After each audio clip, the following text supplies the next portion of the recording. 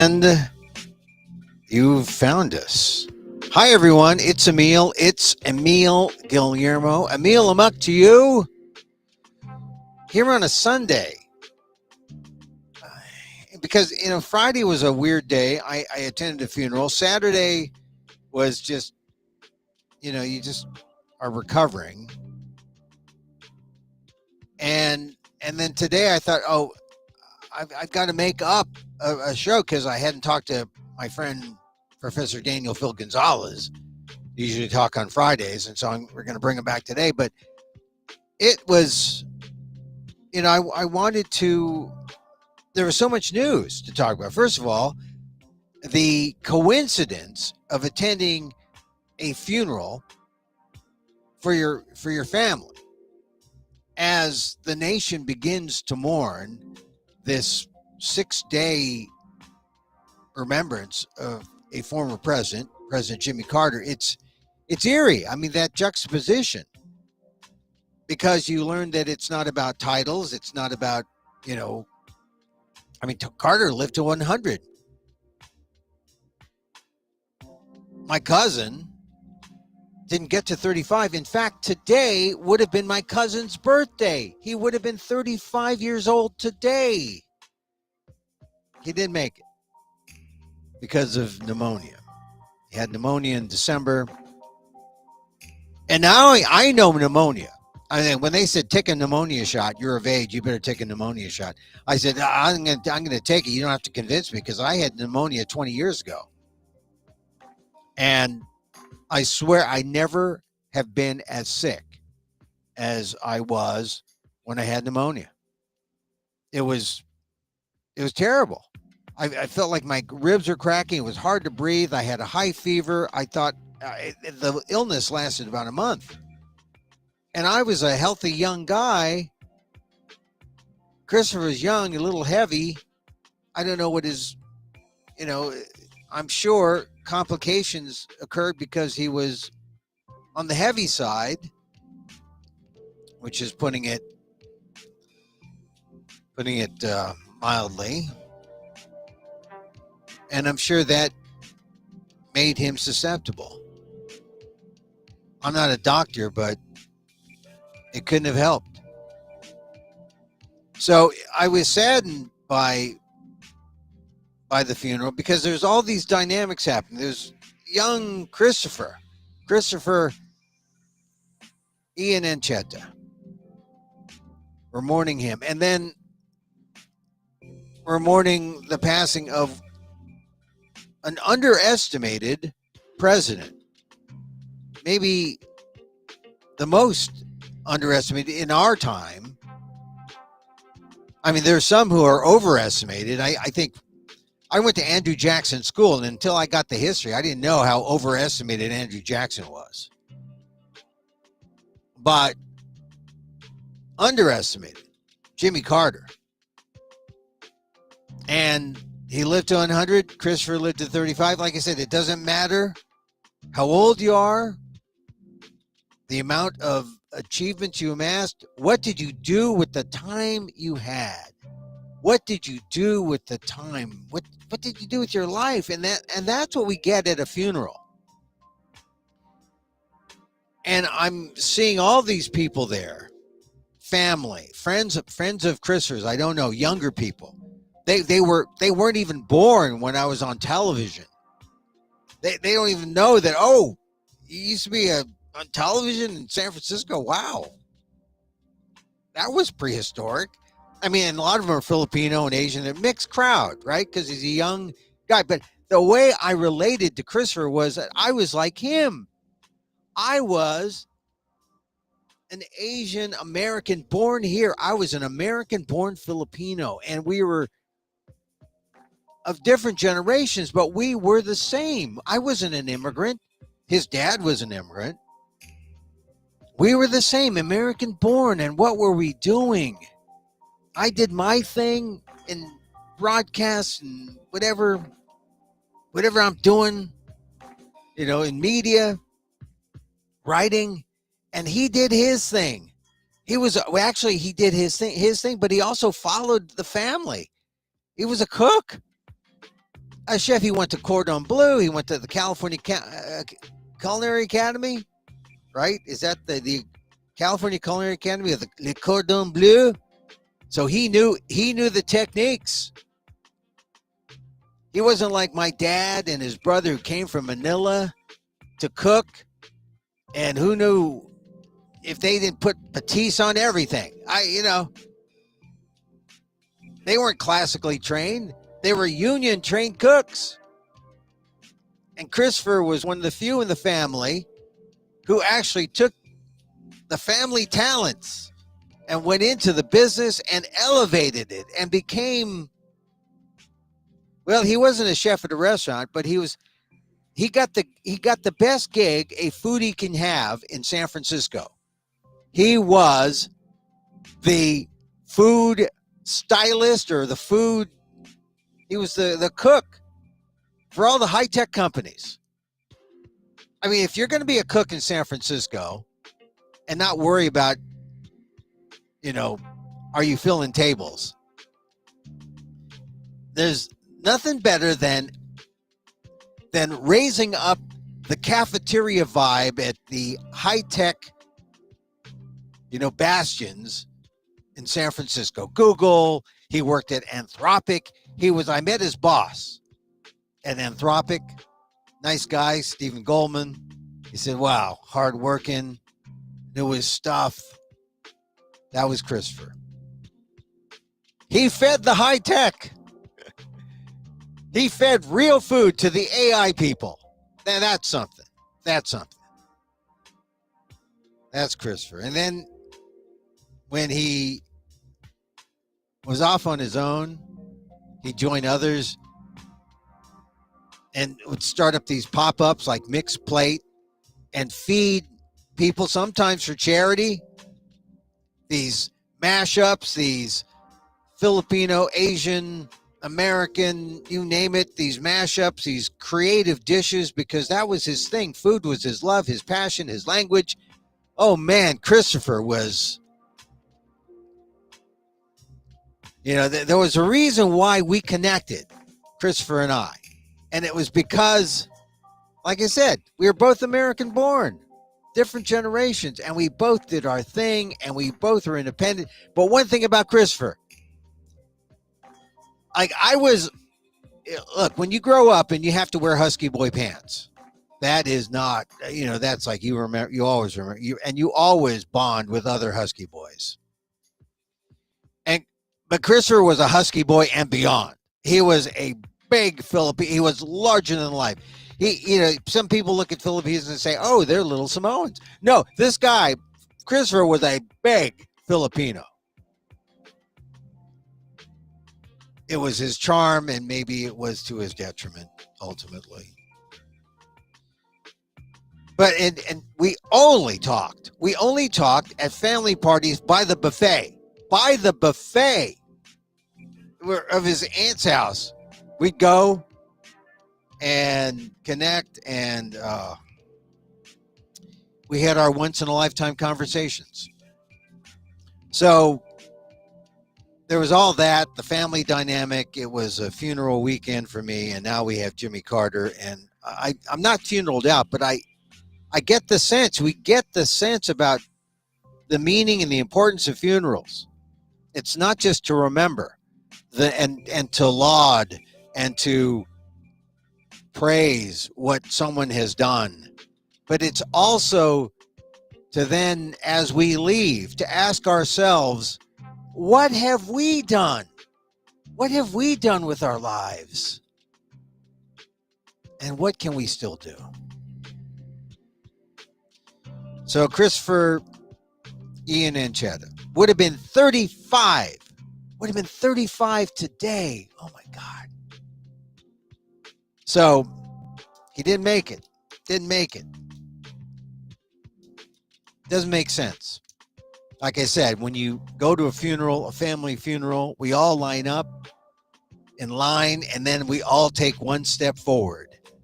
We're closer to that end. But when some young guy goes ahead of you first, that's a tragedy. That's a tragedy. He would have been 35 today. Kristopher Ian Ancheta, born in San Francisco. His friends, his family. Oh, we all miss him. All right.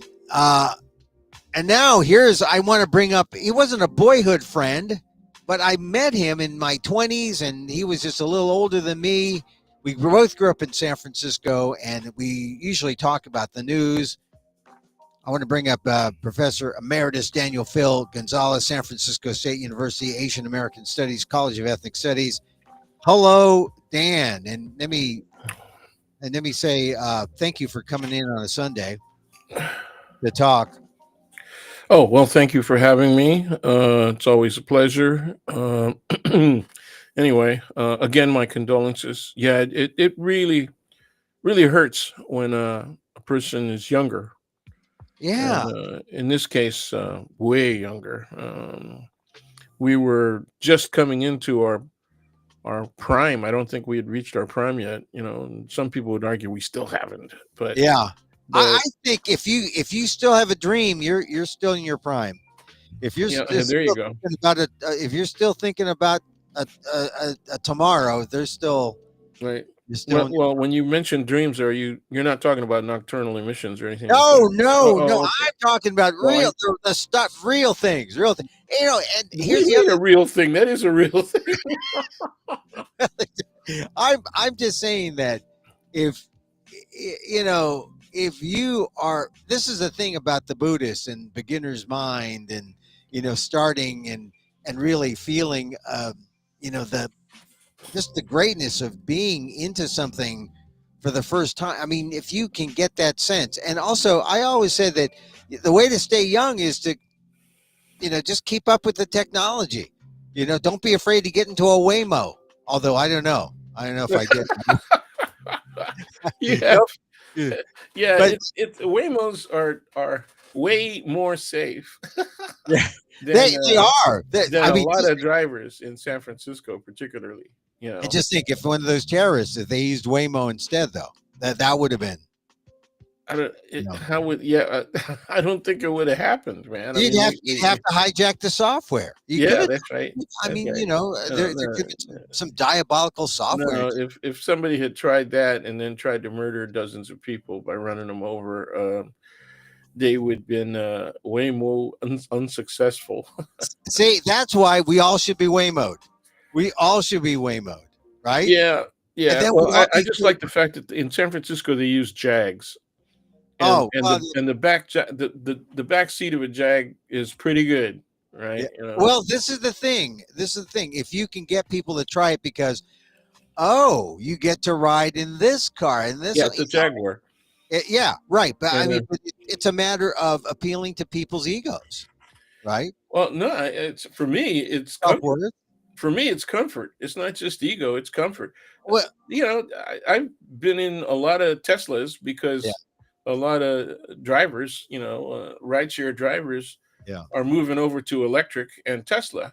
Yeah, and the Teslas had a great deal over about the last 2 or 3 years. They were offering older Teslas that were coming back on lease and stuff like that, and even new ones. They were offering them, particularly the SUV. Right, they were offering those at fire sale levels. I mean, really, really affordable, and the drivers would mention that all the time, and then they would eventually convert to Teslas. So we were having to ride in Teslas a lot when we were calling ride shares to go downtown, and they were really uncomfortable. I mean, everybody, including the younger generation, my son's friends and their younger friends, they say, man, the backseat of a Tesla is like riding in a freaking buckboard.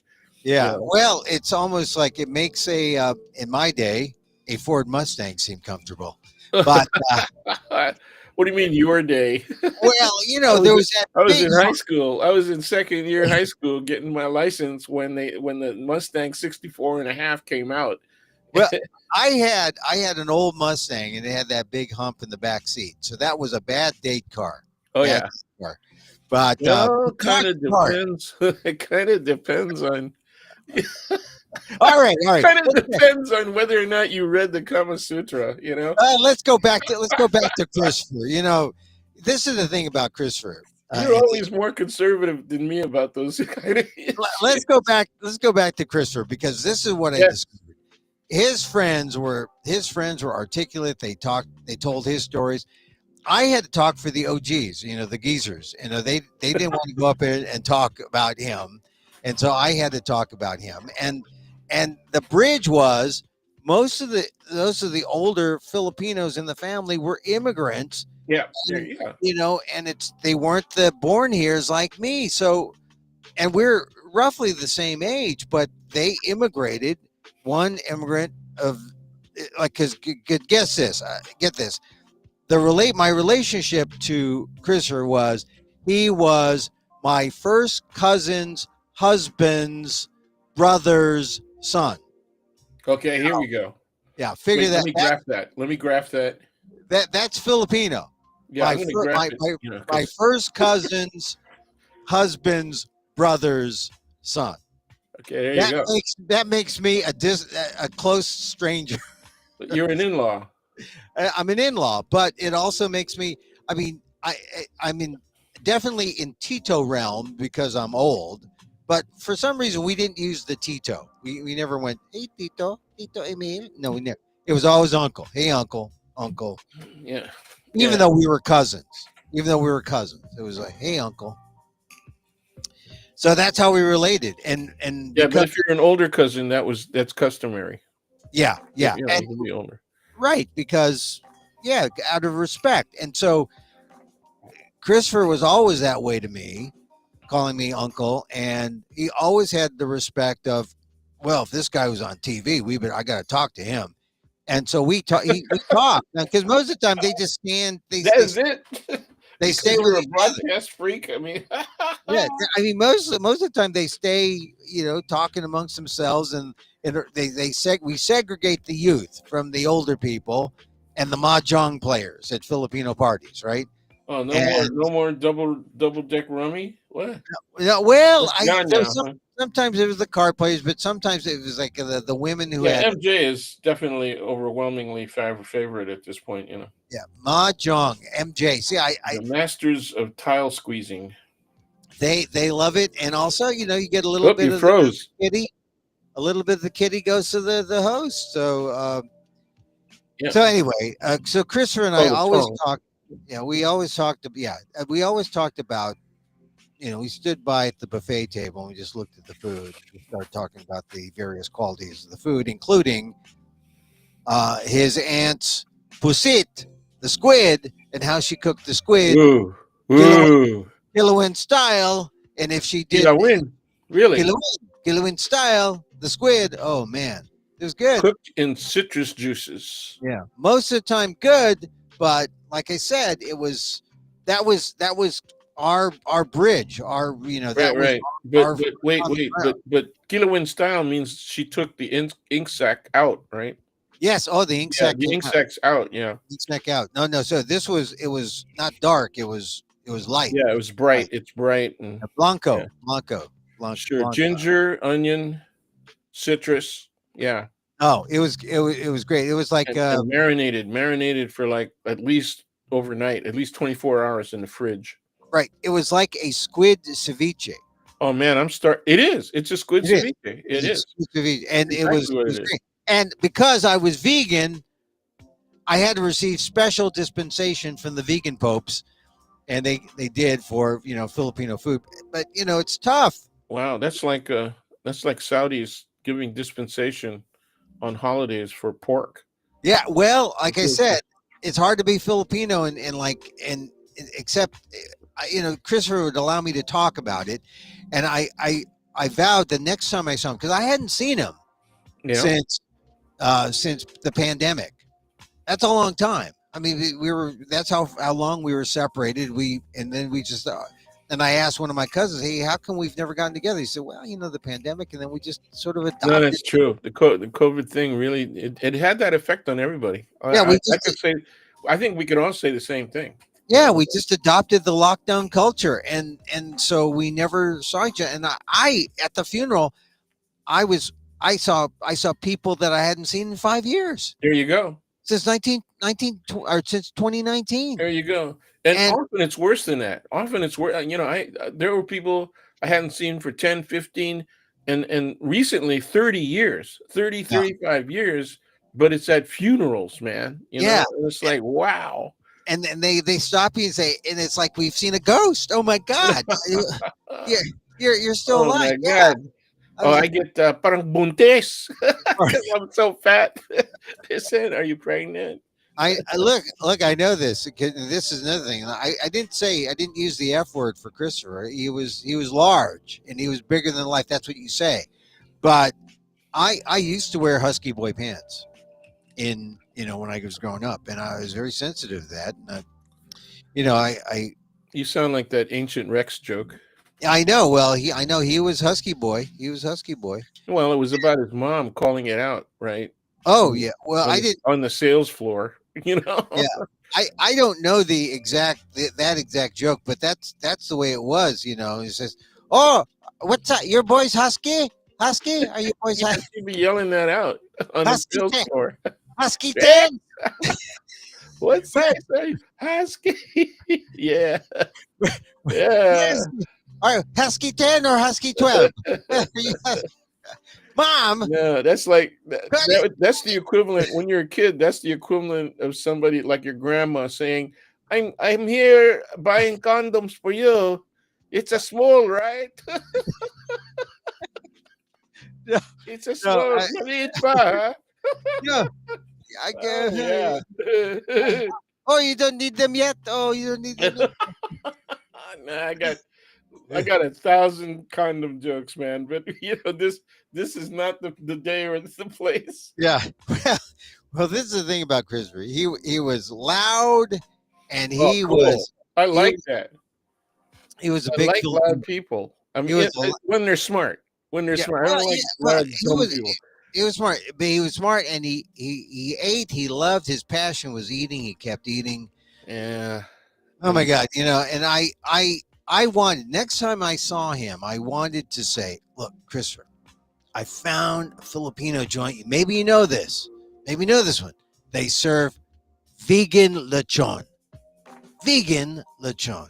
Yeah. And it was great. And they even had vegan sarsa, vegan mang tomas.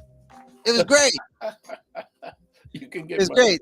And but he was stuck in. He liked the crispy fried chicken. He liked the. He liked all that. And yeah, I did too in my husky days. And anyway, so we never had that conversation. And the next time I saw him was at his funeral, and it was a shock because he died of pneumonia. Have you ever had pneumonia? Absolutely, I have. Oh, it's terrible. One of the worst things possible. I had walking pneumnia. Oh, walking? No, it wasn't a person's name. WALK, like walking, like ambling with pneumonia. Yeah. I was really sick for a week. Yeah, but that was the longest I had ever been absent from school. I think I was around the 6th grade. You had it that young? Pneumonia that young? Yes, I did. Oh man, oh man, you're lucky. Well, it was my mother thought you can't be away from school for more than a week, so you got to go. So I went to school and I was coughing all the time. I was really students, my classmates were really upset. The nuns were questioning, whether or not I should be in school. Yeah. So, and I knew that, I wasn't going to win any arguments with my mother. Yeah. So the doctor, the obstetrician who brought me into this world, I remembered he was retired now, but he had a house on Washington Street on Pacific Heights. And the school that I went to was on the eastern edge of Pacific Heights, right along Van Ness Avenue, or Franklin, actually, on Franklin. What school was that? St. Bridget's. Yo, you went to St. Bridget's on that hill? Yeah. Hill. Yeah, I know what that is. Yeah. And I was a traffic guy, so I had to do traffic boys on Van Ness control. I had to do traffic control on that hill. But anyway, so I walked over to Washington Street, looked up his address in the phone book when this was still useful for that. Walked up Washington Street, got there in a sweat, in a pool of my own sweat, and the housekeeper let me in. And he saw me.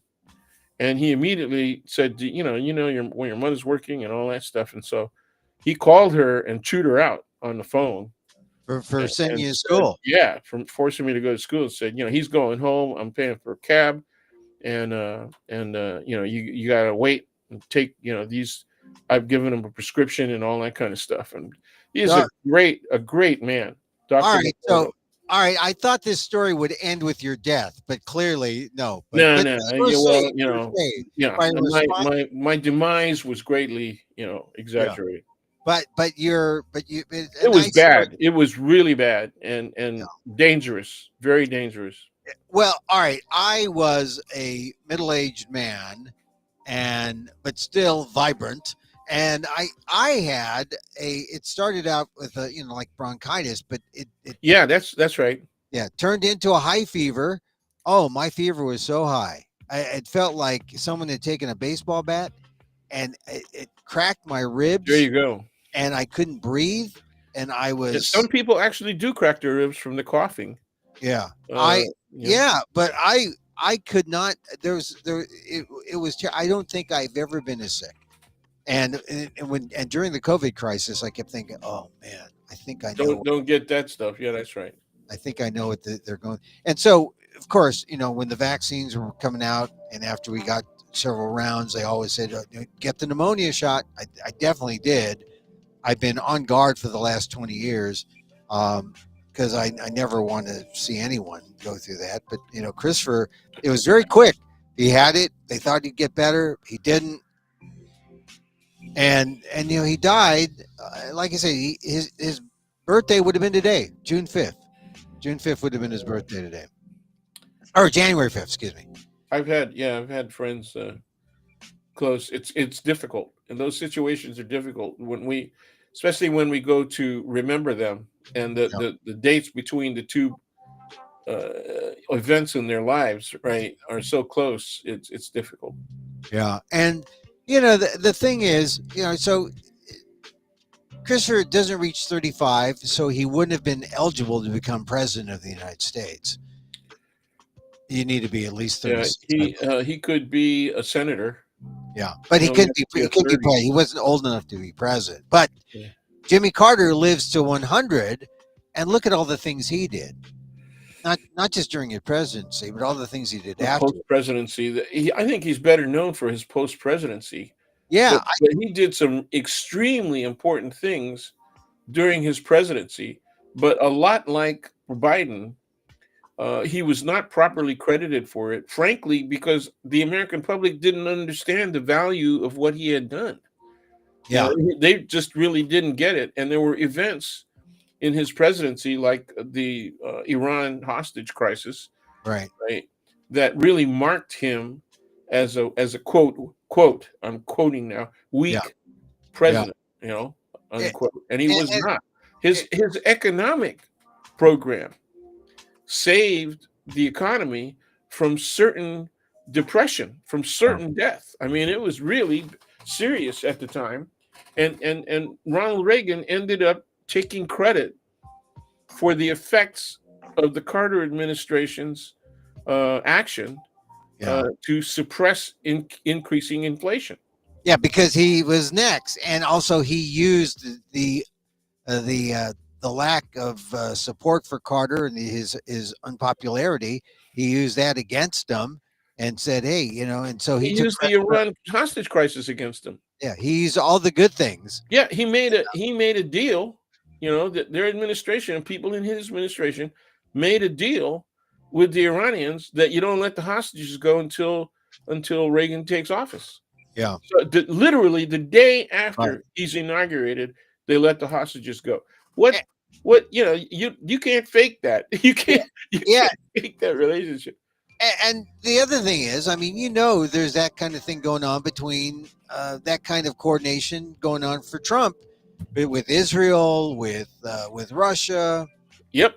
I mean, it And may not be as well, overt. and he More, had the Italian, prime oh yeah, minister in yeah, for his march of his parade of the convicted yeah, right. And that was, yeah. I and mean, disbarred. He had his parade of the convicted and disbarred.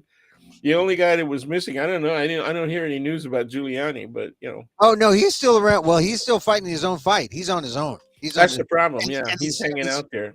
and he He's still hanging out has the Asian guy with the umbrella holding up over, to protect Giuliani.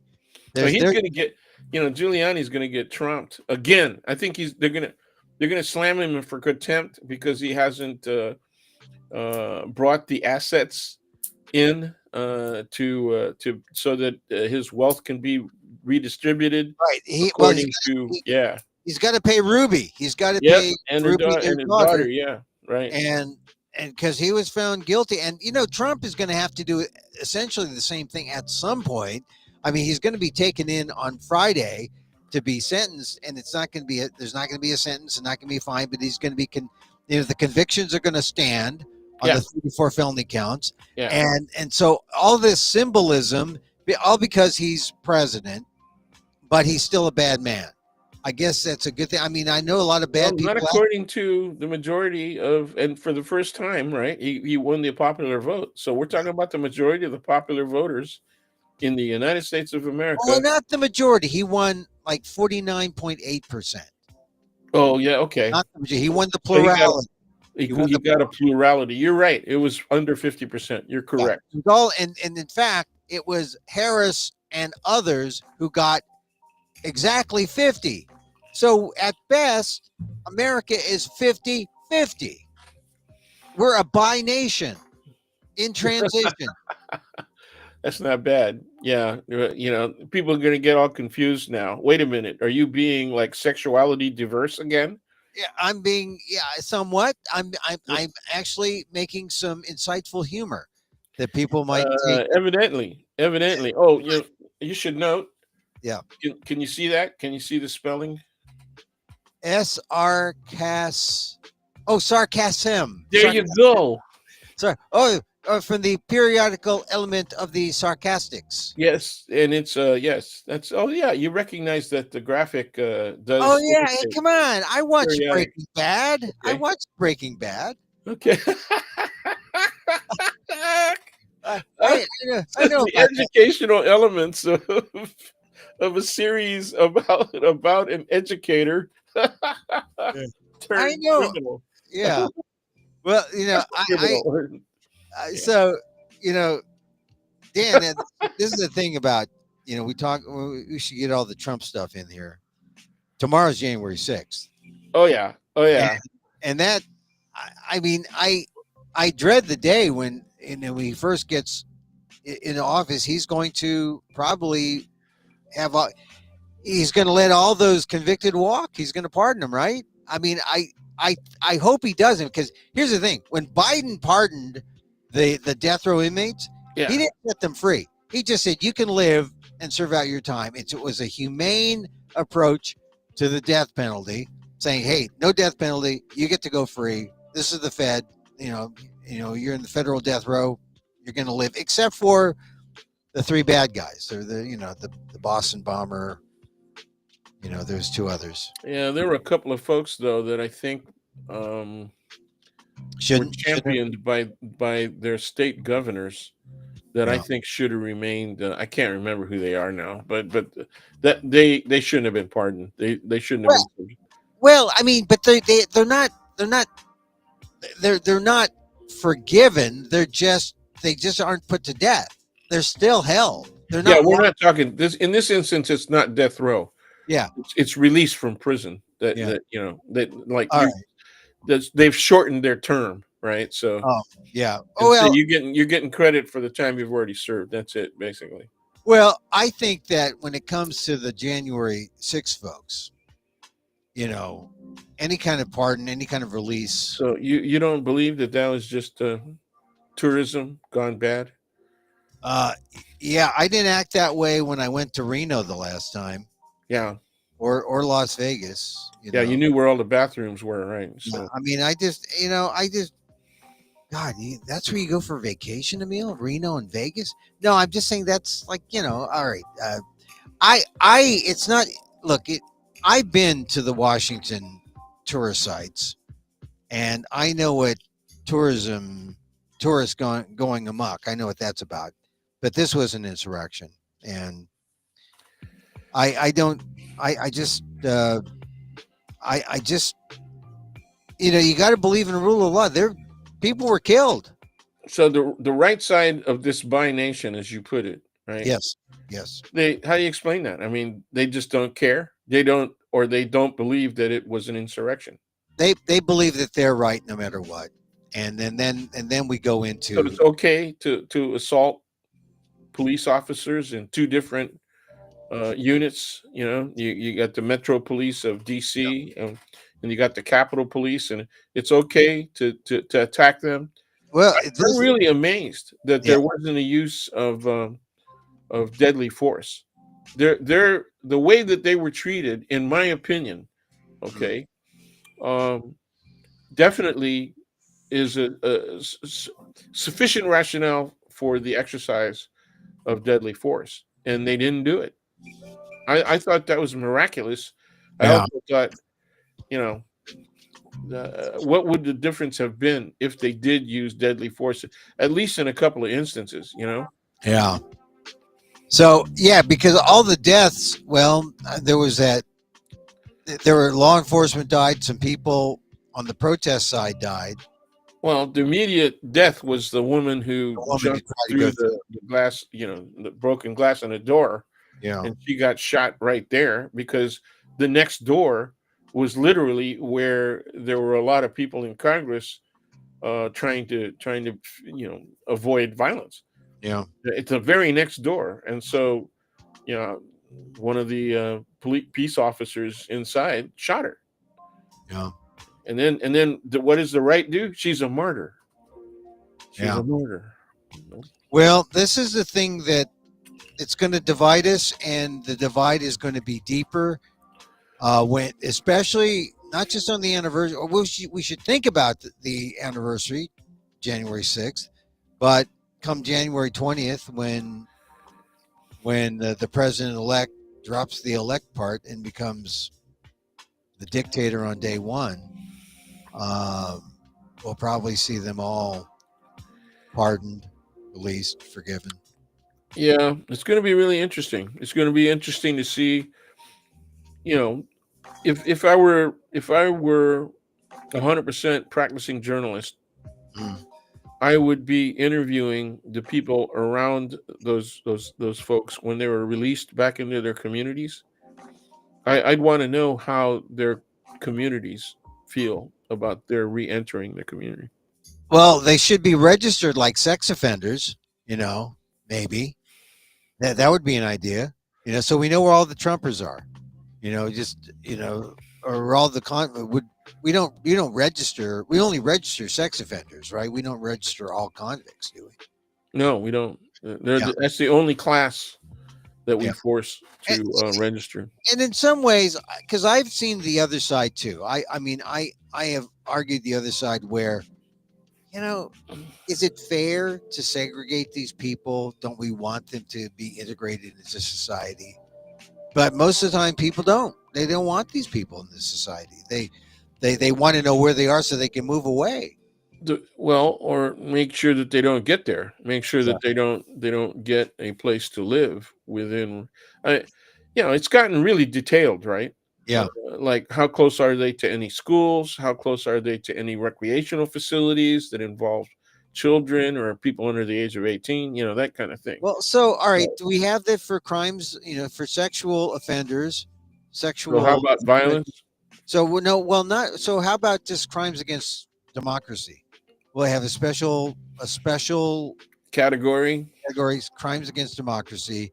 These people were January 6th insurrectionists, um, and The only problem I have with that is the potential for abuse, because you've already seen how people on the right are trying to redefine what the elements of certain crimes are, so that it fits their preference to what is really criminal behavior, what constitutes the elements of a crime.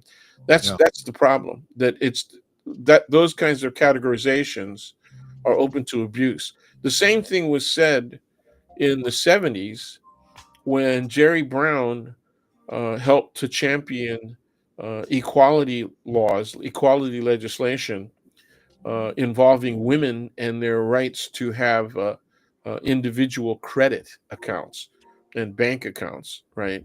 After they had been divorced, because divorce put them in a position of limbo as far as being able to have a credit history, and at the time, having a credit history really defined your identity, your economic identity, right? And so this was really important thing.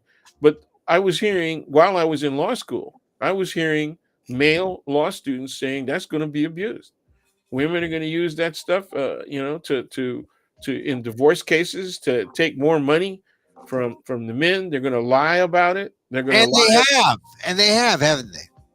Oh, wow, they have.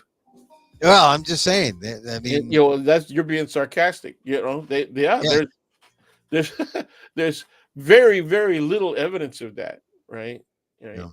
And meaning I don't even personally know any cases, and I do pay close attention to local cases, right, in San Francisco in the Bay Area, especially when they involve death and divorce, because that's a really common thing, right? It's a common occurrence in American society, and you don't see any cases of abuse of that by women. We can extend it even further. What about all the women that are serving time because their claim of self-defense in an abusive relationship failed? And so they were convicted of murder, at least in the second degree, and they're serving time for that. Sometimes close to life sentences, if not life sentences. And I think that that's unfair. I think that they have not been given the kind of judicious treatment given the facts of their cases, and that happens even here in Yeah, all right. So go good back. old liberal California and in San Francisco. Yeah. Well, go back to January 6th. So how could, if you segregated them and said these guys are, this is a special class, how could that be abused? I mean, people would be put in that category when they weren't, or people would be Well, taken. the other side, right? Whoever is in opposition to that and who would protect these people, January 6th, would take revenge. They would start doing that to people who are in prison now, and then if they were subject to being pardoned, they would say no. You can't let them live in this Oh, neighborhood. They can't reunite, and the release of people on parole also has restrictions, right, on their freedom. all right. You know, So they can't hang out in the same place where they hung out before. You know how incredibly difficult that is. They're telling you you have to get a whole new set of friends, and if you're going to be living in the same neighborhood where you came from, yeah. you're essentially in very close proximity to violating the terms of your parole. So So, yeah, the I see likelihood of them going back as recidivists, right, is very high.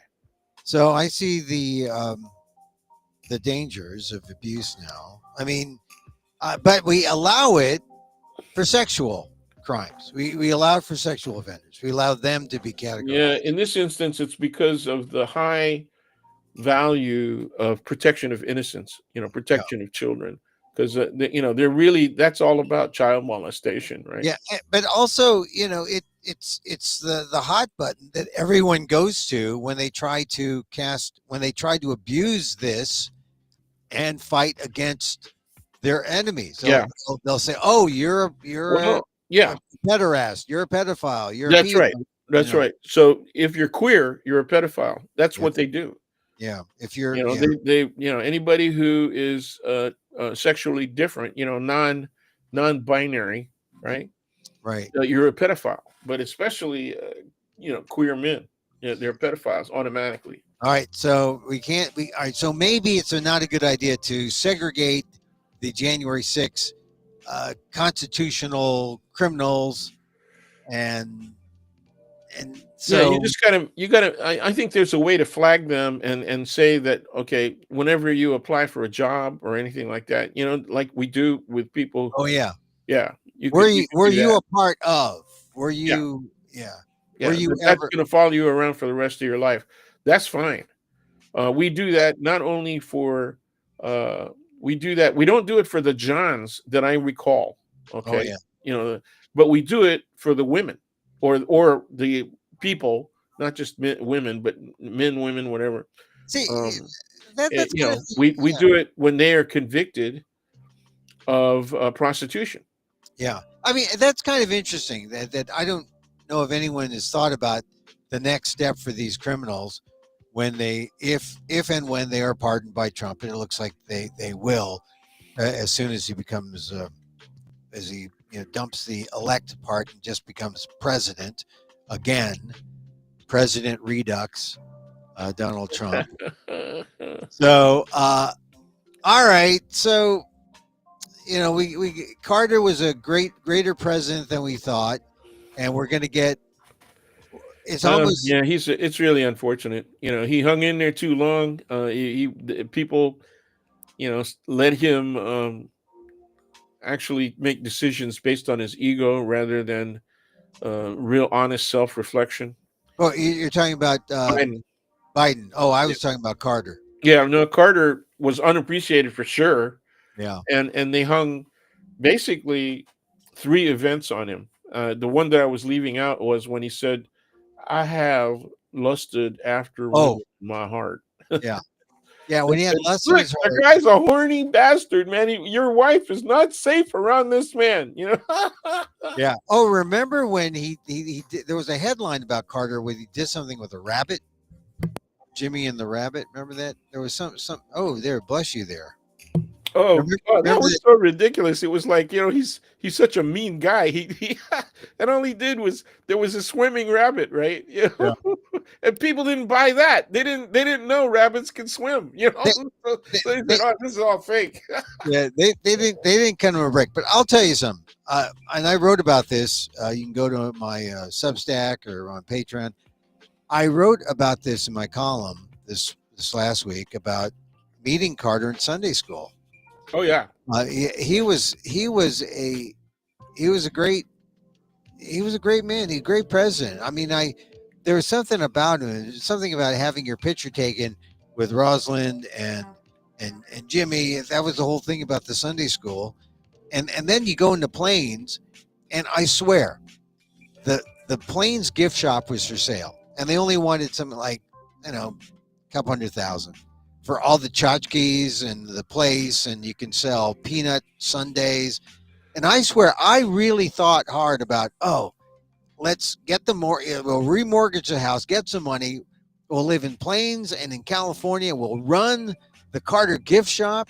I'll be the Filipino guy selling Carter tchotchkes. It'd be really fun. And, Carter was like, he was getting a little bit of a buzz because they thought he was going to die, right? So Yeah. you knew that, okay, at some point this is going to be a thing at Plains. And, I could stand right there at my Emil's Carter gift shop, looking out at the Billy's gas station in the Billy Beer, Plains. remember Billy Beer? Billy Beer. Oh yes, of course. I got my Billy Beer keychain, and and there's the train stop at Plains. I thought about. I really thought. I went through several, emails with the proprietors, talked to them, and then I know suddenly I guess the Carter charm or the No, peanut drug wore you off. came to your freaking senses. Yeah, the drug effect of the peanuts, of No, being around I so many think I peanuts think wore off. I think Kathy slapped you. Yeah, no, but I swear I thought I went into a whole peanut jag for a while because of Carter, and I live in almond country, and Yeah, yeah, when you yeah. come to almond country, you say, hey, have you tried? Almonds, man, take a lot of water. Oh no, that's propaganda. That's Yeah. anti almond propaganda. Anti-almond propaganda, not as bad as the cows. And we know the cows That's true. pick up water, they give you That's E. true. coli, they burp you to death. Yeah, yeah, yeah. Cows, forget the cows. Yeah, but Meanwhile, you can bag their methane though. you bag their You methane and can run sell your it. car on cow farts. Oh man, I don't know. Well, well, Okay, well. We need the technology to get more miles per cow fart. Yeah, So I think we could probably freeze and then compress, cow gas. I don't know. Yeah, we I can. just know I'm that sure. to Yeah. say that all almonds use up water, that is anti-almond propaganda, and I beg to differ. So they, Wait, we're disconnected. We were moving because I said some stuff that shouldn't be on there. no, you weren't. You're on. It was probably Well, you were disconnected only when I said so. Hey, so anyway, I did not buy the Carter gift shop. I am not selling peanut sundaes on Sunday. yeah, yeah. And I'm back in I'm back in the almond fold, and I went through a whole thing where peanuts were everything, not just the roasted ones and the canned, the big ones. That you could see them growing there in Plains, but I was into the boiled peanuts, which I know Filipinos love. Filipinos love the boiled peanuts, right? Yeah, especially you just want to know. Yeah, when we were there, the kids were saying, "Well, why it's really cheap, and you got these guys by the roadside, and they're just shoving bags of boiled peanuts." And they said these are really good. And I Yeah. said, "Yeah, you just don't want to know what kind of water they're cooked in." Well, so here's the thing with those boiled peanuts, you get you can eat the whole day. You don't have to shell Yeah, it. you You don't eat have the to whole shell them. thing. That's right. You eat the whole thing. And And then high you get the high high fiber. protein, and high fiber. Yeah, Yeah. really And good for your digestion. All of that is true. All of it, that is true. and then when you poop, out comes Mr. Peanut. Oh no, Remember, no, remember Mr. no. Peanut? Remember Mr. Okay, Peanut? no, man, I gotta go. I mean, Linda is gonna really get pissed off. Anyway, yeah, I'll tell you something. The other night we're talking. My wife and I were talking about the cartoons we loved, and she brought up the fact that that Foghorn Leghorn Oh yeah, was a keep he up was a with me, son. talking chicken, a southern talking chicken. But the difference between Foghorn Leghorn and the Roadrunner and the Coyote is Foghorn Leghorn talked, and the Roadrunner and the Coyote did not talk. No, they They're just they meep, that's that it. was he made a noise. That's it. Yeah. But and then I didn't even know the adversaries of Foghorn Leghorn, but there was the dog. Yeah, The dog, I didn't even know if the dog's name. And then there was the chicken hawk, yeah. The Howard chicken. Hawk, the chicken hawk, who thought he could take Foghorn Leghorn, and Foghorn Leghorn was just like, Slap him aside. Yeah. yeah. But I Get I out of my way, son. now I rediscovered the dynamics of Foghorn Leghorn. I think Foghorn Leghorn is underappreciated. And I think people go to the Roadrunner, they go to the Coyote, Wile E. Coyote, and Foghorn. I think they try to brand him as some Southern racist or something. Well, yeah, because he's got that accent, but Yeah, but I think that's unfair. He's kind of like a heroic redneck. I don't even think he's a redneck because he played with the dog. And here's the other thing about Foghorn Leghorn: sometimes Foghorn Leghorn would lose. Yeah, well, what's your neck? Well, it comes down to what's the definition of a redneck. Well, but no, it comes down to: have you ever seen the Roadrunner lose? The Roadrunner never loses. Yeah, that's right. But Foghorn Leghorn, sometimes he loses to the dog. The Coyote always loses. Yeah. So Foghorn Leghorn, yeah, and he shows disappointment. I just want to say the superiority of Foghorn Leghorn. One of his statements when he loses is "Concern it, concern it." Did he say that? Oh, yeah, concern it. Yeah, it was.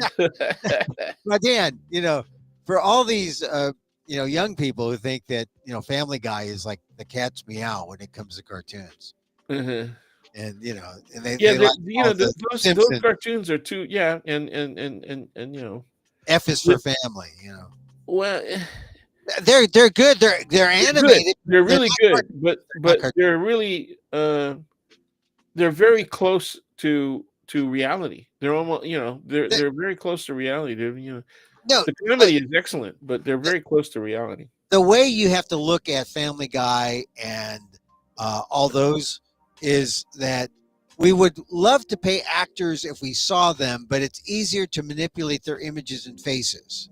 We'll Right. use their voices, but we're really like skirting them. I'm sure most of them are well paid as voiceovers, Sure. but Oh, they love it. They love doing the voiceovers. but it is a way to like extend the visual in this animated way that you couldn't in real life. I mean, if you had to do a Yeah. live action, Well, you it's know, well from an aesthetic point of view, practice of art. It's a really high level of discipline for to get to communicate those emotions and the idiosyncrasies of the moment that oh, they're oh yeah, yeah. demonstrating. I'm not putting it down, Oh but no, I thought you were complimenting it.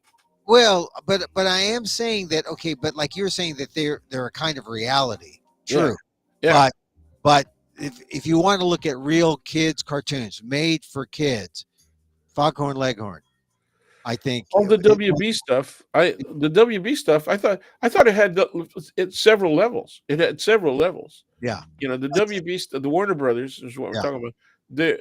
They had several levels, so you could appreciate it as a child. You could yeah, appreciate it as an adult.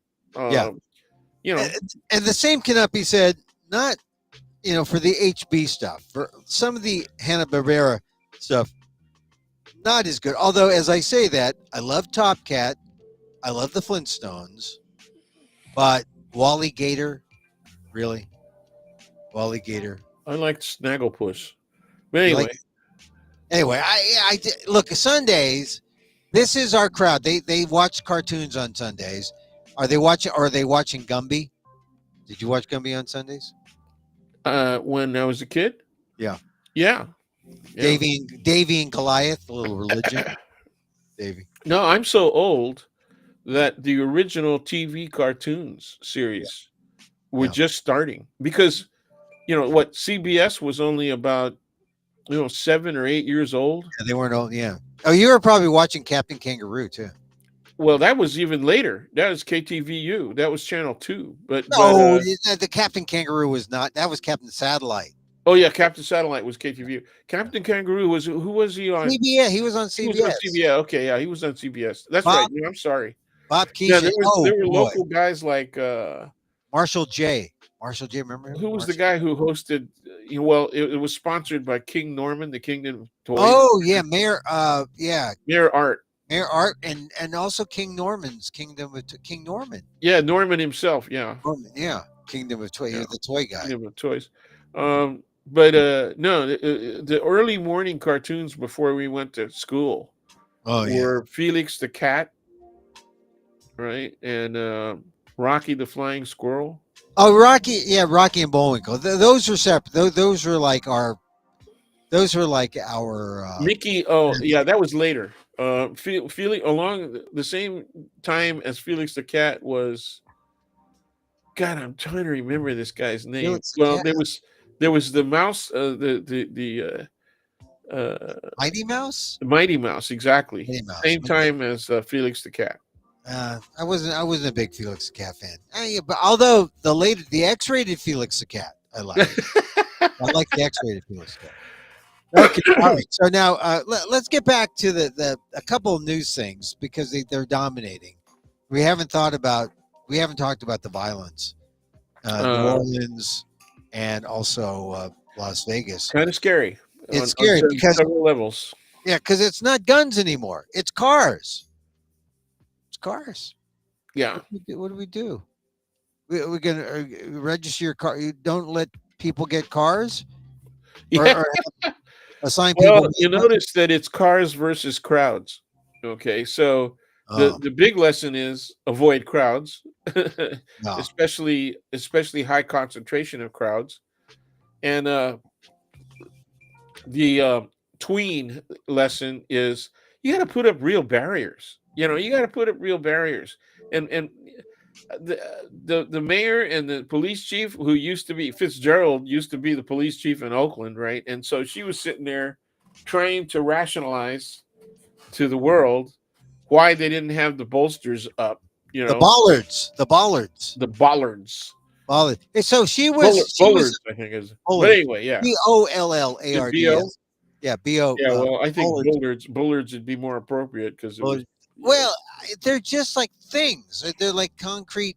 They're like Yeah, mini. it depends on how firmly they're anchored, how deep, the hole is that they're set in. But they could be very effective. The thing is that they were far enough apart so that you could still sneak stuff in there. You can You still sneak a small Filipino car in between them. know. Go right I'm through. I'm pretty sure, I don't know if they measured them, right? But you gotta a mini, an original Mini Cooper would definitely fit in between, Yeah. right? Well, Yeah, well, even a Sprigget, yeah. an MG Midget or Yeah. a Austin Healey Sprite, I I think like those the would fit views. through. Hey, but using a truck or a heavy vehicle, that's not a bad thing. That's a No, good they thing. could that could yeah, you mean to block Yeah. them. Yeah, I mean, yeah. all you needed was a blockade. You just needed several That's lined right. up so That's that right. no But all one. they did was they put cars in, and then they had those stupid half styrofoam Yeah. things that were mounted on sawhorses, right? Yeah. Those, yeah, and they called those barriers. Like, no, that's not a barrier, man. Yeah. But It was. Yeah. It's that's where embarrassing. it's at, man. I So mean, what? but we What gotta we happened? gotta worry about that. We let our guard down. That's happened before. They had the bollards because they were prepared for these situations. New Orleans lives on tourism, right, and Yeah. on big crowd events like that, and Yeah. so they should have been the example, the model, right, for how to prevent that kind of action. Yeah. Um, And there's a story that they were told. A consultant said, "Oh, you better put these up," and then they ignored them because cost savings. Because you always hope yeah, that that's right. you're not going to face these things, and then it happens. This is why, I always get, people say, "Oh, you worry about too much. You're always thinking negative. You're always thinking about all the worst case."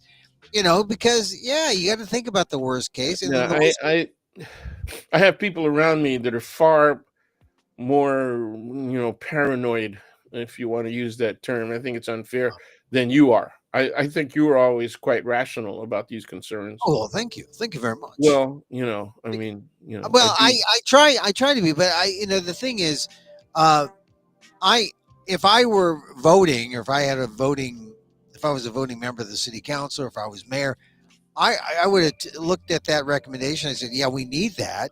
Like you said, New Orleans lives Yeah, on. it sounded like it was about the money and also time. I couldn't understand that. They said, "Well, we're going to be ready for the Super Bowl." Yeah. Right? That's what they said. We're going to be Yeah. ready for the Super Bowl. And it's Well, like, well, yeah, the Super Bowl is that's just tens of thousands of people. But, with the Super Bowl, we're talking about hundreds of thousands of people. yeah. And so that's the difference, right? Well, it But just the thing why the is, timing? I mean, what the hell takes so long to to rebuild a bollard so that it works? come on, I don't Dan. get that. It's the United Look what they Bullets. installed in DC, right? It's And a lot of that was DC using federal money, right? yeah, After the January 6th attack, yeah, right? Because there were a couple of associated lone wolf attacks involving cars. yeah, Okay. And so what do they have? They have spring up barriers, right? That are real barriers that come up out of the ground, right? yeah, And that will stop stuff. And they didn't even have those the pop-up yeah. tire rippers. Oh yeah, yeah, Yeah. yeah. They didn't even have those. And we Boy, have some of those in some places in San Francisco. They replaced them, yeah, because yeah. Tire rippers, the kind that they put at the rental car places. Now that would be effective if your tires would blow out if you trespass or if you go through. That would be an effective thing, but I don't know. If you wanted for the aesthetics to not have the blockade, or to, yeah. because there are some people who want to maintain a kind of, for the look of the landscape. Well, and that's what they did with the pop-up barriers in DC, Yeah, you know. the balustrade effect, I Yeah. guess. I don't know. I was really saddened by that, and then also then you have the other one with the in Las Vegas. they're both e-trucks, by the way. One was a Tesla in Las Vegas, one that ugly Cybertruck, which was good because with its bulletproofing, it directed where the explosion went, and versus the F-150, the e-car or e-truck in New Orleans, just he was just driving. But what the thing that got me is that both of them were military guys. Yes. And I don't know if anyone is really talking about that enough yet. I mean, No, they brought it up. They've brought it up, but they haven't talked about it enough. And because people don't want to think that that element within the military is a serious population. Right. It is a serious population. I'm going to tell you right now. Yeah, I know. All of the people, I've been on the last crew that sailing boat crew that I was on.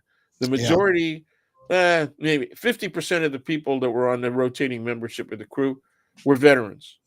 Yeah. Every single one of them was pro-Trump and anti-Hillary. More anti-Hillary than pro-Trump. They just couldn't see. They couldn't. The words they used were, "I can't wrap my head around, Hillary." And I said, "Well, I'm sure it's mutual." But we get into the the details of that. But it was very clear to me that that's very strong. And it had other relatives that are married to veterans, younger veterans, right? Yeah. And that attitude was very strong. People. Well, it's just a right wing MAGA mentality, or what is it? Because for some of them it is. For some of them it is. I'm not going to say for all of them, but generally speaking, it's a combination of patriotism and nationalism. Just basic patriotism and nationalism. Yeah. And see, because when I heard about the guy in Vegas was a Green Beret, active duty, and then they released his. It wasn't quite a manifesto, but it was his text messages saying he was anti-diversity. He was, he was just against. He was definitely anti-woke, which is kind of BS. Because what is wokeism? Oh, I'm against racism. Wokeism was made up. Wokeism was made up. There was no such thing as wokeism. Nobody on the left used wokeism. The people who use the term woke is basically stolen again, expropriated from Black language. Yeah, and to me, it was stupid to see what that guy wrote, and then all right, so that's the Vegas guy, and he's then, Black. Yeah, he looked Black. Well, the not the Vegas guy, but the New Orleans guy. Yeah, he looked. The guy in Vegas was looked white, and the guy in New Orleans, I guess his last name was Jabbar. He had these new explosives. He was definitely ISIS connected. I mean, you could say lone wolf and then dismiss the idea that we don't have that problem in the military. But he was a military veteran, served a long time, 9 years, I think. Yep. And then released, and then had some financial troubles, and then that's New Orleans, and then Vegas, active duty Green Beret. I think you could say, oh, lone wolf. What a coincidence! They're all coming out of the military. They all have military backgrounds. There's a lot of misogyny. I'm going to tell you right now.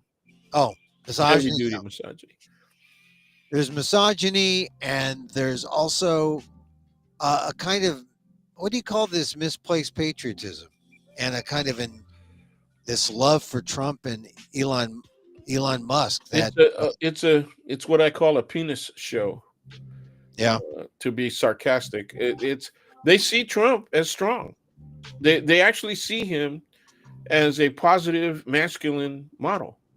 We need a positive masculine model, yeah, and someone with an oversized red tie pointing at one's penis. That's the tie is like a. Oh, I thought it was covering the fact that he was lacking inside. No. That's a pointer. It's like instead of putting a digital thing pointing at his manhood, it's like, here, look at this. That's Donald Trump. That's why it's oversized. I know, but who wears ties these days? I got like a. I did at somebody's funeral. I wore a tie. You wore a tie? Yeah. I wore one of my Filipino neck. I wore one of my Filipino neckerchiefs Right. Right. at Kristopher's, and I'm sure it stood out because it was red and not black, and everyone was in black. And I thought, oh, I'm gonna be a little different. I'll wear red. Red is passion. Yeah. I I know. don't know. Most people would say, "Oh, black or blue, please, black or blue." But Well, red and yellow are both associated with love. So, yeah, red, the heart. yep.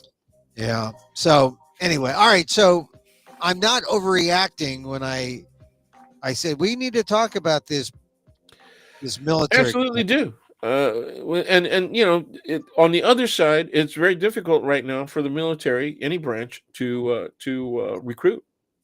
Yeah. Because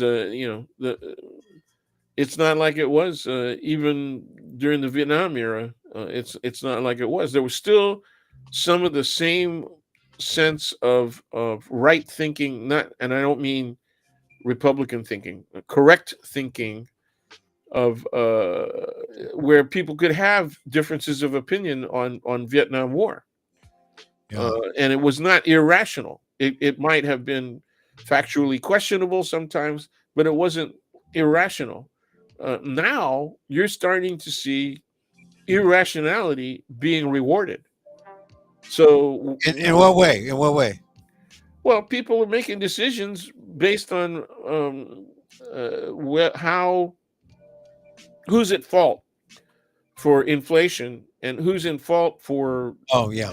eggs not being available and the gas prices being too high and all the rest of that stuff. Once again, in my classes, I talk about Jefferson, and I said one of the things that Jefferson, even as they were drafting the Constitution, was talking about was that the general public has to be informed and educated, and if they're going to exercise their right to vote, a democracy is completely dependent on their quality of understanding, their quality of knowledge, and all that. So he was essentially saying we got to provide for public education. There have to be standards for that. The singular subject matter that he said was that the American public lacked was understanding economics. They did not, and his word for that was they failed to understand the coin. And he doesn't mean like they didn't know what a nickel was for. Yeah. He's saying they don't understand economics in simple terms.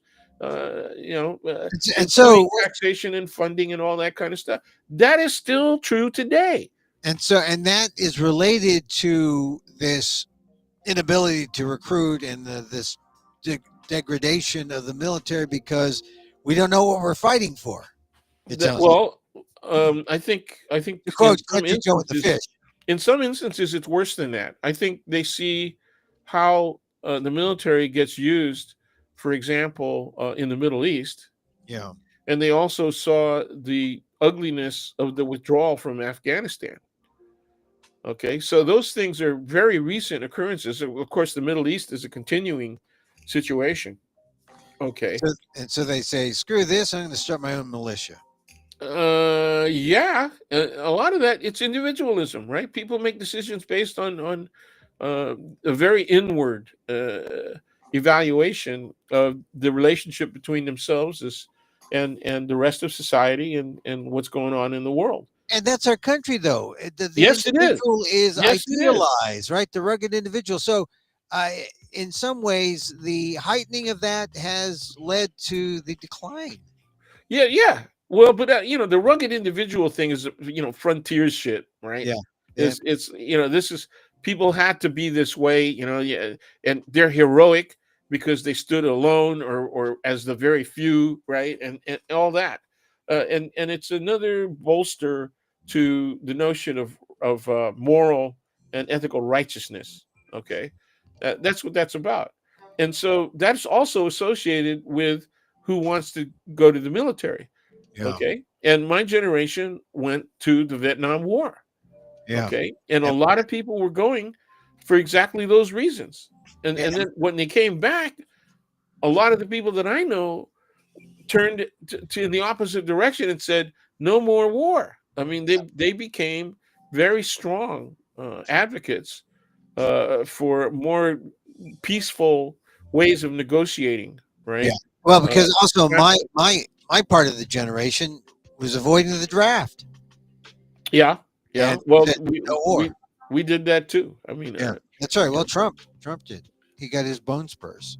oh yeah, oh yeah. Well, and then Clinton went. He went to Oxford or something. Yeah, deferment, student deferment. He got deferred. Yeah, he got.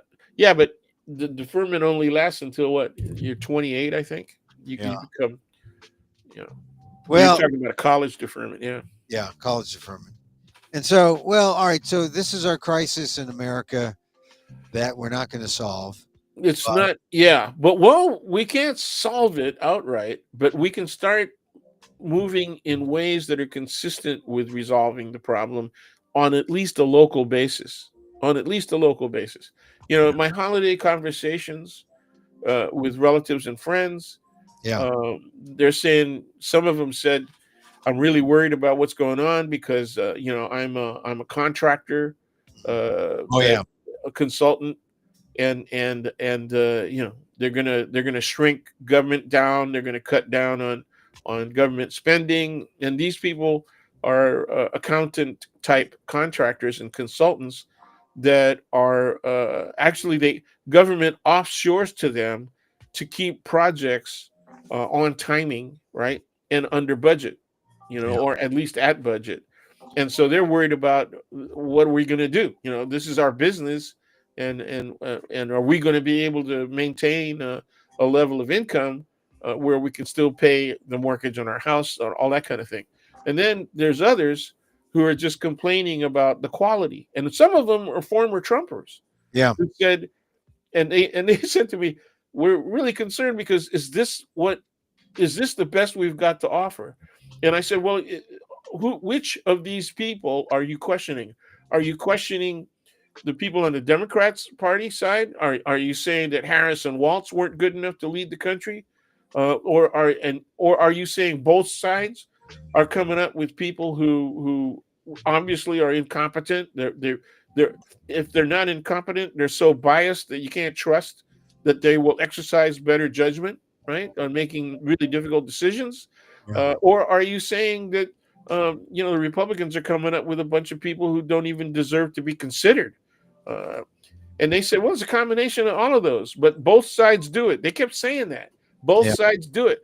And I said, take an honest look at the people that the Democrats had in their leadership.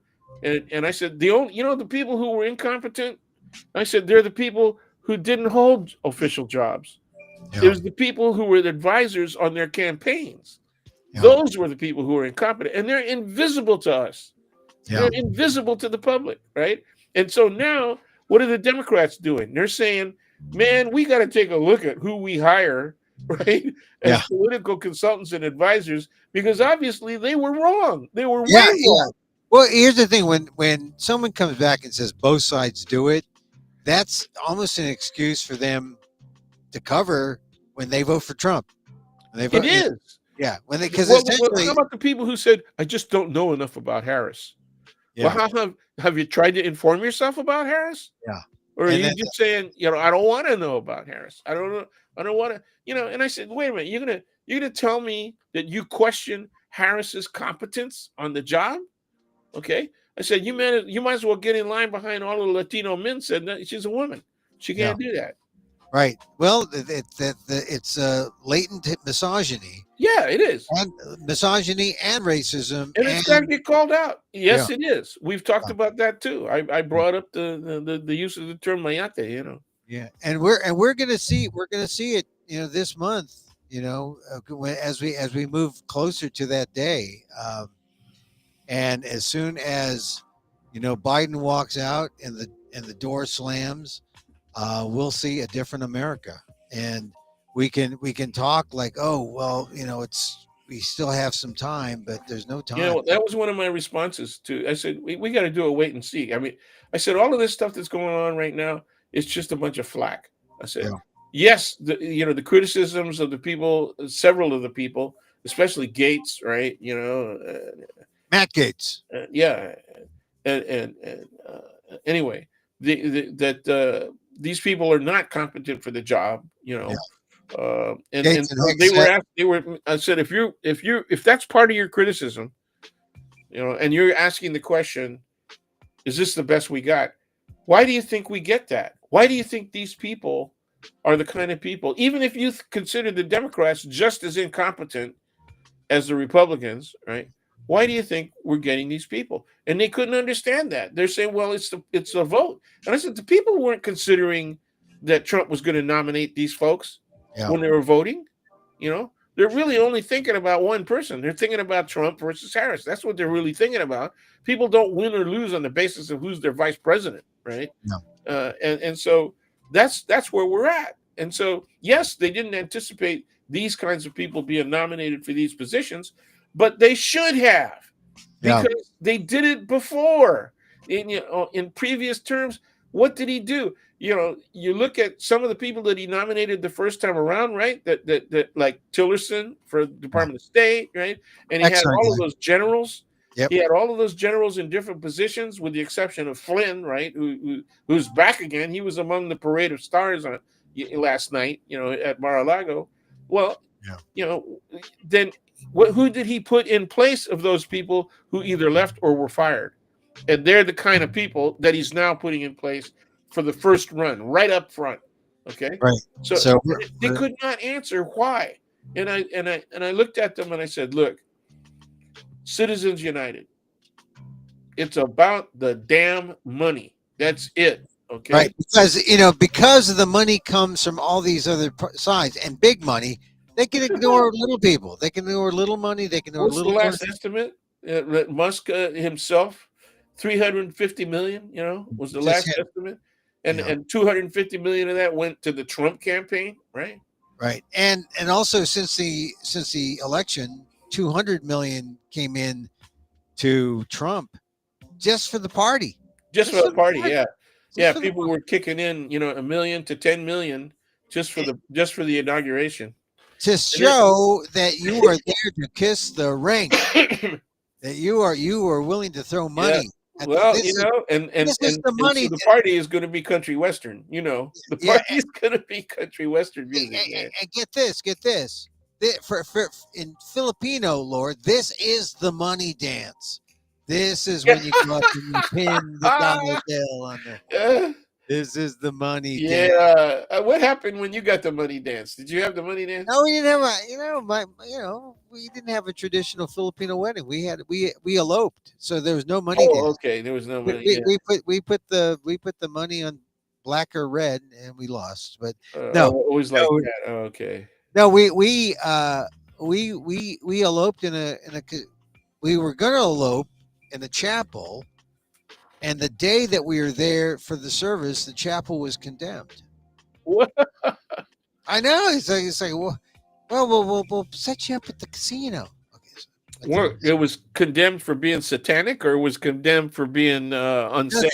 there was something that was something with the chapel being condemned. So they said, well, we can yeah, unsafe for some reason, and they said, well, we can go down to the roadside of the lake, or we can set you up in the casino. So we went for stability.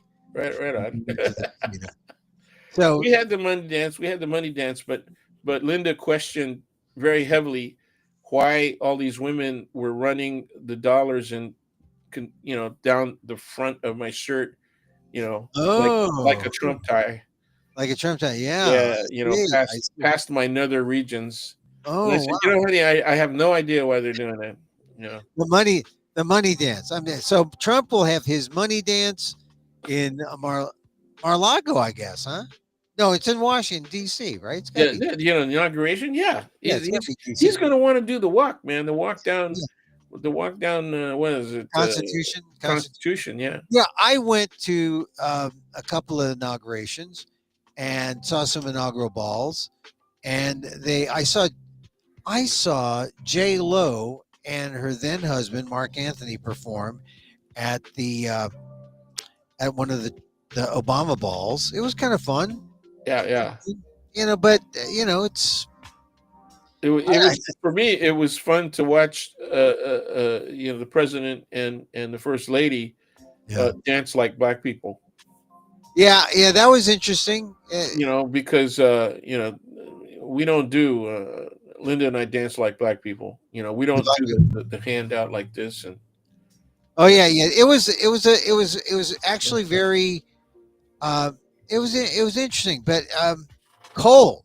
It's always cold. It'll be cold. oh, it's going to be cold. It's going to be Cold, cold, cold, cold, cold, cold. and it's going to be interesting to see how they handle security.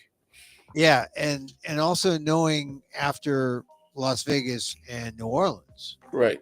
what are they going to do about crowds? And Yeah. yeah, It's hard to imagine how they're going to keep that safe. Because how long is the walk I know. Just you walk all the way down Constitution. I to know. from the steps of Congress, right, all the way down to the White House, right, and then Yeah. they make a left turn into the White House grounds. You walk or drive. I mean, most people walk. I mean, he'll probably Yeah. be Yeah. in the car going, Yeah. waving. But it's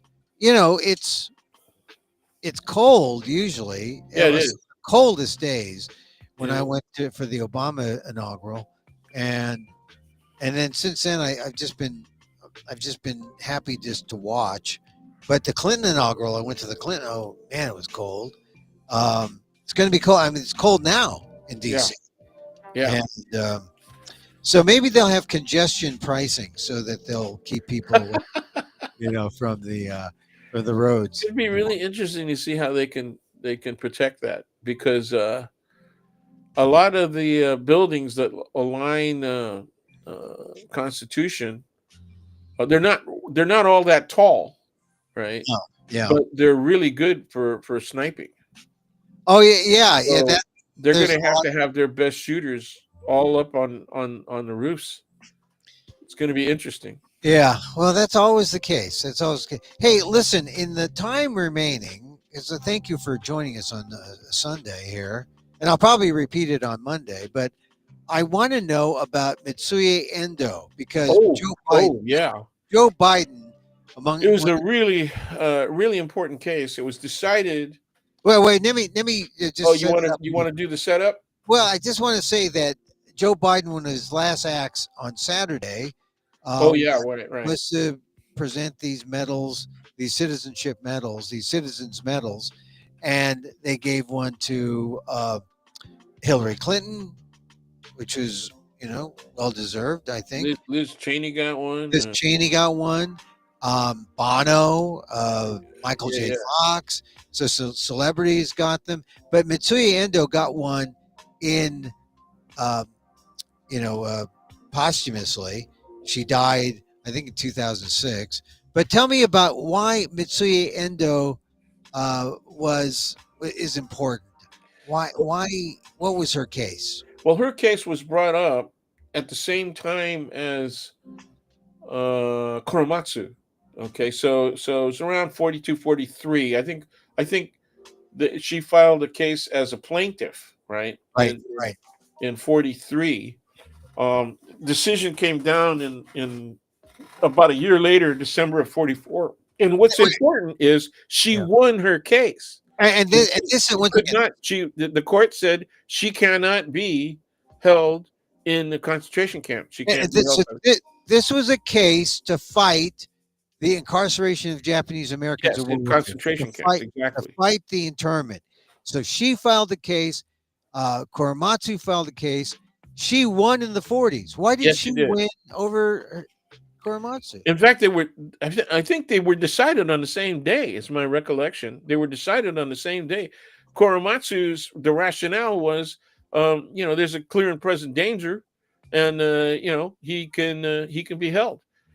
In her case, the government had conceded that she was loyal, all right, beforehand, and so she was suing on the basis of the fact that the federal government that was telling that everybody that Japanese Americans got to be put in concentration camps because they're a clear and present danger or a threat. Okay, they said previously that she was clearly loyal, and that so the court said, well, if the government's going to define you as clearly loyal, you can't. It's unconstitutional to put her in a concentration camp. So they let her out. The other interesting thing is that at the conclusion of the war, even before Japan conceded the end of the war, right, and sued for peace, they said that the rationale of her case was the reason that Japanese Americans could be freed from the concentration camps and be allowed to go back where they came from. So it's a really interesting situation, especially that the inexplicable contradiction between the outcome in Korematsu and the outcome in Endo. Yeah, and she, in her case, what was decided first, she was a secretary in the with the California State Department of Motor Vehicles in in Sacramento. That's right.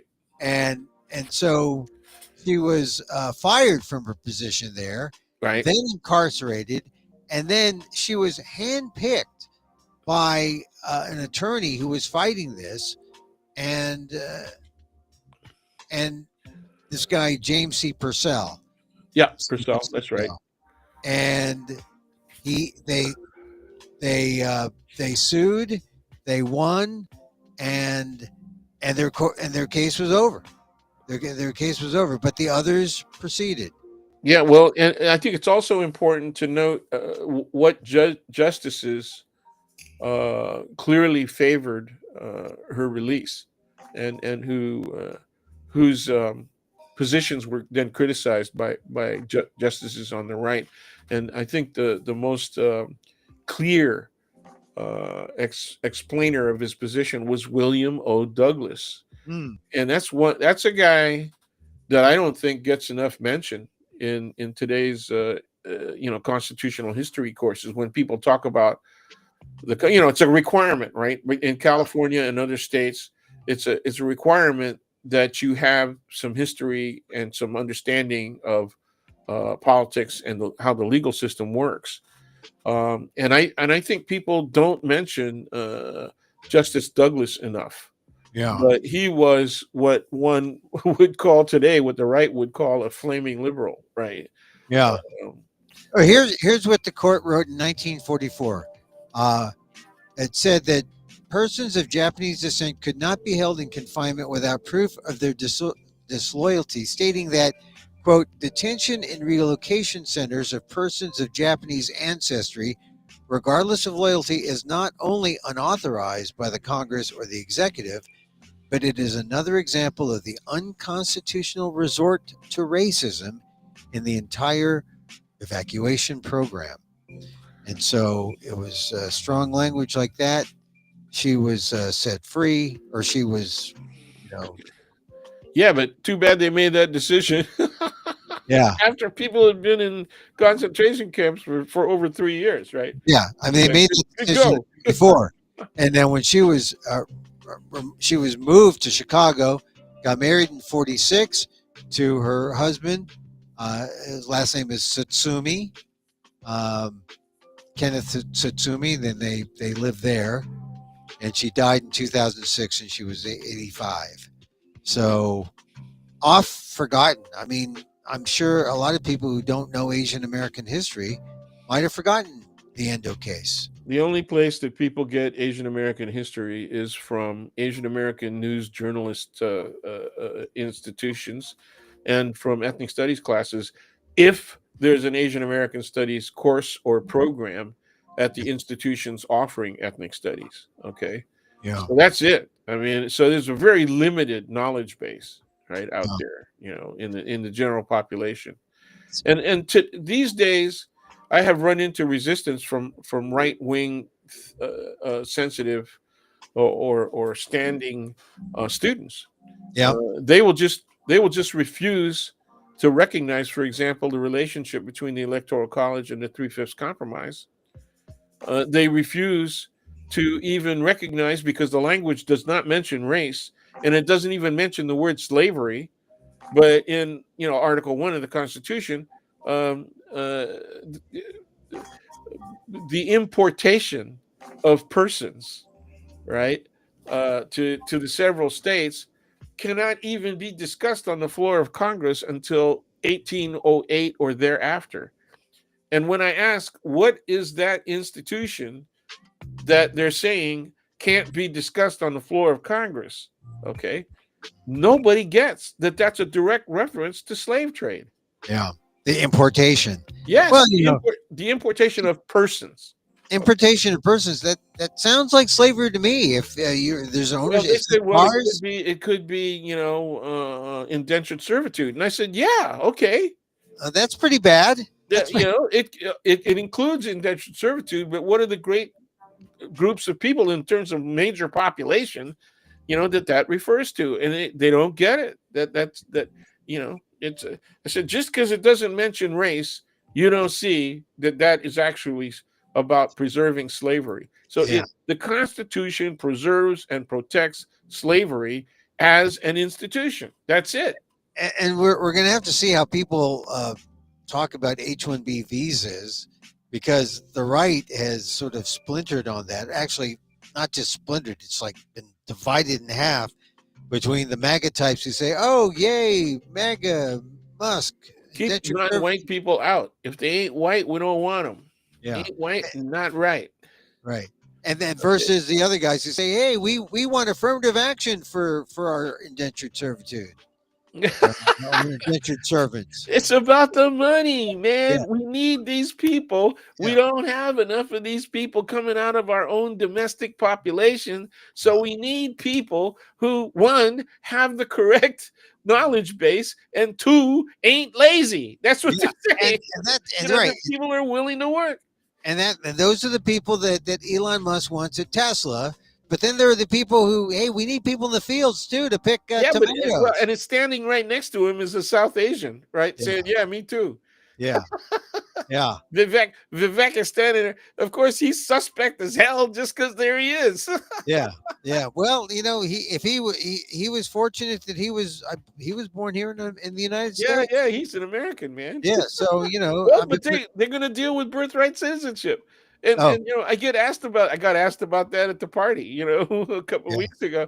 And what did I say? I said, well, it's going to be fun to watch them try to do a constitutional convention and, get an amendment that nullifies that. I said the only other thing they can do is to get a redefinition of that done by this wonderful Supreme Court. yeah. Well, look, Says, no. if they do that to the 14th Amendment, then you're going to have a politics where there'll be movements to get rid of the First Amendment, movements to get rid of the Second Amendment.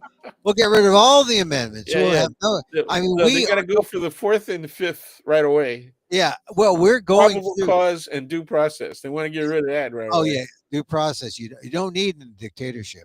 And this is all part of the slippery slope we're on. We're on a slippery slope.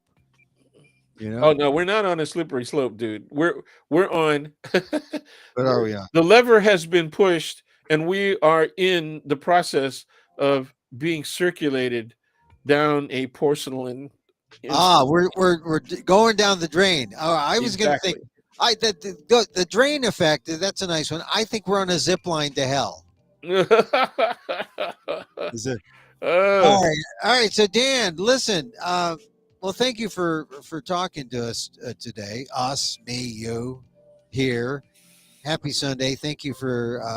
I admire you still teaching when you can, even though you're professor emeritus. Yeah, because it's tough. It is very challenging. Yeah. Oh yeah. It is. When we first started ethnic studies, it was challenging because it was new, but you didn't get the kind of resistance that we're getting now. I mean, there are people who just abjectly refuse to recognize. I mean, if you got, I'm gonna right as soon as we're done, I'm going to look up how many members of the Republican Party are two things: one, Holocaust deniers, okay, and the other, climate change deniers. Oh yeah, and I'm going to use that in class. Man, I'll tell you, we talk so much, about race, and we think that, oh, we solved this in 64 Civil Rights Act, in 65 the Voting Rights Act, and No, we're still talking about race. And I want to talk about climate change, because we may not have anything to discuss if we don't do stuff, because 2040 is lurking, and that's just what 15 years away, and 2040, and that's the time that people say, oh, that's when we've lost if we don't do something with climate change. And the thing that you could do now, if you want to do something for climate, go vegan, because it's good for the animals, it's good for the body, and it's good for the earth. And that's the one thing you can do. well, Just go vegan, and just go vegan 50% of the time. Yeah, but see, you're just you don't realize that asparagus, they just can't talk. Asparagus is I'm speaking for the asparagus. I'm speaking and the asparagus. So they're giving up their lives willingly.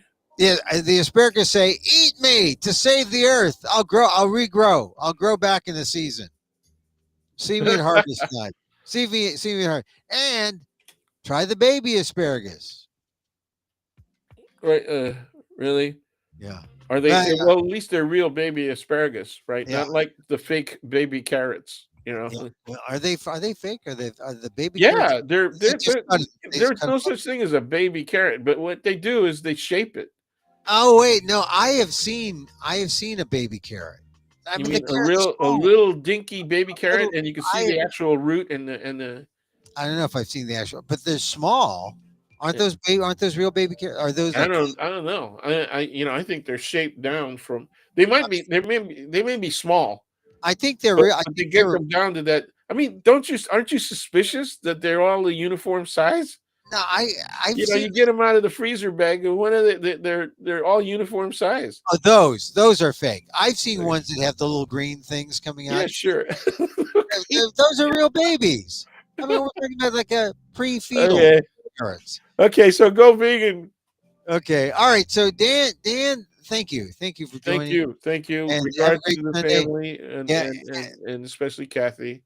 Yeah, and really, thank you for your thoughts about Kristopher, and yeah, said, man. I mean, that hurts. What was the last restaurant I've been meaning to ask he did not work at. He did pop-ups.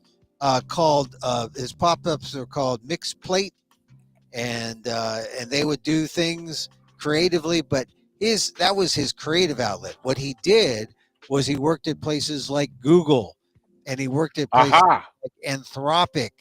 So my wife says the carrots are pared down from big carrots. Yeah, I'm telling you, man. And Kathy's right about everything. I was wrong. I was wrong about that. God, I swear, to the rescue, Kathy.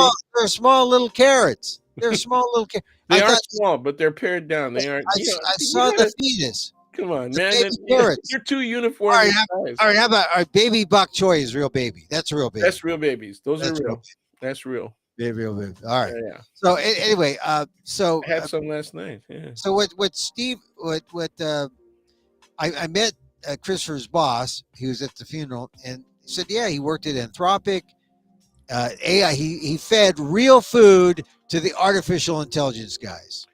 So the artificial intelligence guys were like, creating stuff for the world, and he was making real food for them. Nothing artificial. So he's good. So yeah, there's kind of a comical irony there. Yeah. Yeah. It is good. I like it. Yeah. All right. Dan, farewell. Have a great Sunday, and I'll talk to you again next week. Thank you. Stay healthy. We'll see you probably next Friday. I hope. Or sooner if something happens on January 6th. Who knows? Maybe there's a breakout. Maybe there's something. Anyway, and then enjoy Carter's funeral. That's this week too, on Thursday. Oh, that's right. They put him to rest. That's right. All right, we'll talk on Friday. Tomorrow. Wait. The sentencing is on Friday. Right on Friday. The sentencing is on Friday. Yeah. But tomorrow is the culmination of the parade, the parade of the guilty, of the convicted. The January 6th. Yeah. Oh man. All right, man. It's going to be. Yeah. The anniversary. The vice president has got to go up there and certify the outcome of the election. That's it. Yeah. Not tomorrow? Is that tomorrow? Yeah, that's tomorrow. Oh God, I thought it was the 21st, the inaugural.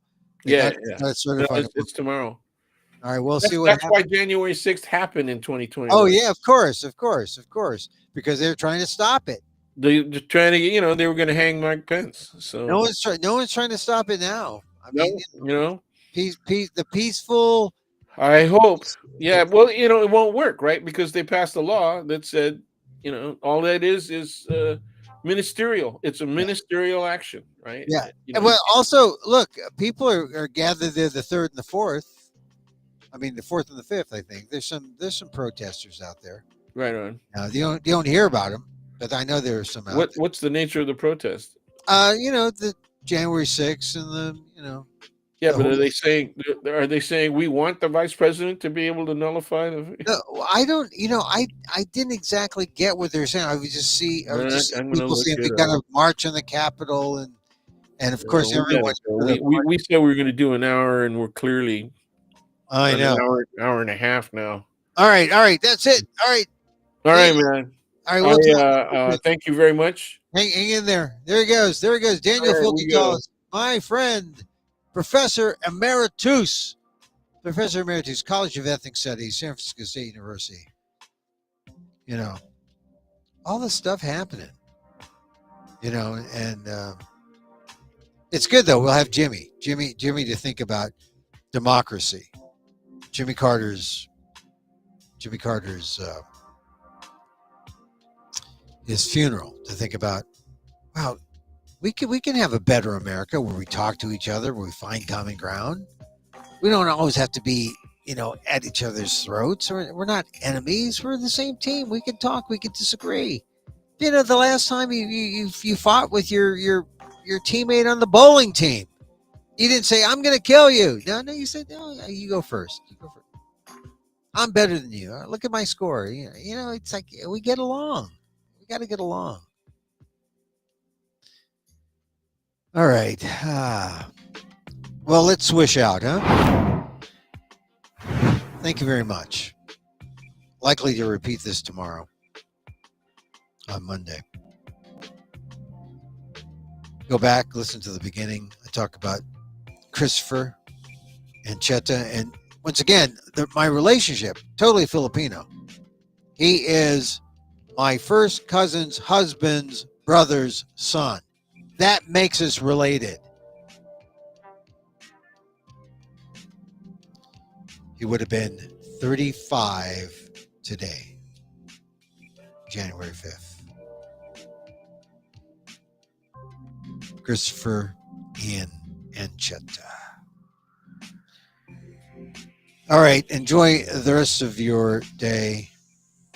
Coming back, we also like to end with a little Metta, METTA, loving kindness, not Facebook. Metta, loving kindness meditation. It's just a nice way to remind us that we are locked in. You send out the love, it comes back to you. It's just the way it is. And so as I wish for me, I wish for you. May you be safe. May you be happy. May you be healthy. And may you live with ease. Emil Guillermo here. Check me out, patreon.com/Emil Amok. Facebook, YouTube, @Emil Amok1. Twitter, X, @Emil Amok. Till next time. Mahal Gita.